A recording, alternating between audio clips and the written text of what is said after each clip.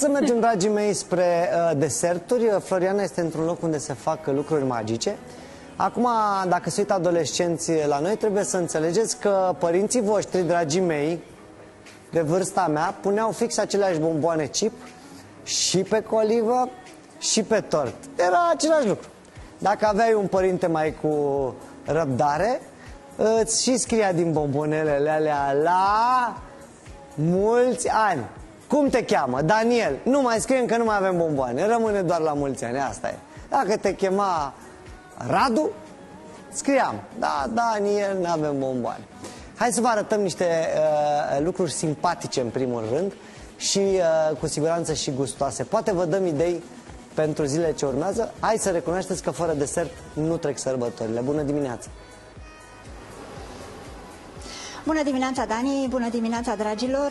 Cu siguranță pentru masa de Paște, pe lângă cozonac și pască, ne dorim și alte dulciuri dacă vrem să ne impresionăm invitații. Așa că astăzi prietena noastră Ondina ne-a pregătit câteva variante interesante. Bună dimineața, Ondina! Bună dimineața! Niciun eveniment fără tort. Niciun eveniment fără tort, exact. Nici măcar Paștele nu-l putem petrece fără tort. Noi avem o gamă foarte variată în această perioadă. Pe lângă, cum ai spus, pasca și cozonacul clasic pe care fiecare dintre noi îl avem pe masa de Paște, vom avea și alte delicii, cum ar fi, de exemplu, torturile. Avem o gamă de 3 tipuri de torturi, să zic așa. Avem torturile îmbrăcate în frosting, care se pot personaliza și sunt îmbrăcate în această cremă de unt și, bineînțeles, că au tot felul de decorațiuni specifice în aceste perioade. Acolo avem un iepuraș. Avem un iepuraș, exact un iepuraș, morcovei. Și v-am spus, acest tort este îmbrăcat în pastă de zahăr, în frosting, în crema de unt. Apoi avem categoria torturilor îmbrăcate în pastă de zahăr, care sunt cele mai spectaculoase din punctul meu de vedere. Aici avem o Aici oiță. avem o oiță, exact, cu prietenii ei, bineînțeles, petrecând Paștele împreună. Iepurașul. Iepurașul și sus, bineînțeles, nelipsitul puișor. Bineînțeles că aici ne putem juca cu pasta de zahăr în diverse forme și culori. Avem puiuțul, avem un alt iepuraș mai delicat, să zic așa.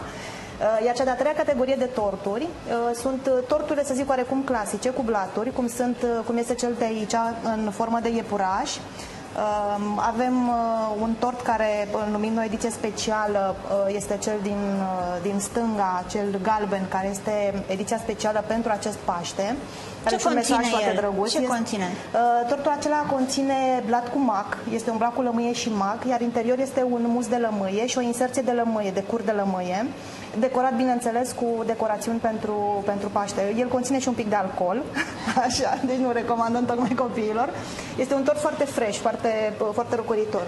Bineînțeles că avem și alte tipuri de produse pentru Paște, avem biscuiți decorați pentru această perioadă, avem cupcake-uri cu puiuți, cu iepuraș, cu ușoare și, bineînțeles, nelipsitul macarons, care cumva ne dă voie la fiecare sărbătoare să facem diverse figurine, să zic. Anul acesta avem iepuraș, puiuți, morcovi, ușoare. Ce să mai zic? Avem și prăjituri, inclusiv prăjituri pentru perioada asta, pentru că dacă masa este cumva restrânsă și nu vorbim de o familie foarte numeroasă, avem clienți care preferă prăjiturile, monoporțiile.